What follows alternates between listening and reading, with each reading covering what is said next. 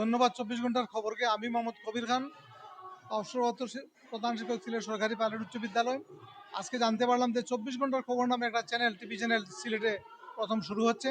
জেনে অত্যন্ত আনন্দিত হয়েছি, অত্যন্ত খুশি হয়েছি। বিশেষ করে আমাদের সিলেটে অত্যন্ত গ্রহণযোগ্য এবং বিষয়ভিত্তিক বাস্তবসম্মত অনেক সময় আমরা খবর পাই না।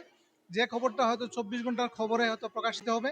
আমরা ২৪ ঘন্টার খবরের যারা কর্মকর্তা কর্ণধার যারা আছেন তাদেরকে আমরা ওই কথাটাই বলবো, আপনারা গ্রহণযোগ্য এবং বাস্তবসম্মত, হ্যাঁ, যাতে ইন্টিগ্রিটিমূলক একেবারে তৃণমূল পর্যায়ে থেকে খবরটা উঠে এনে আমাদের বিশেষ করে যারা খবর শুনে সিলেটের আপামর জনসার সামনে সেটা তুলে ধরতে পারেন, সেই কামনাই করি।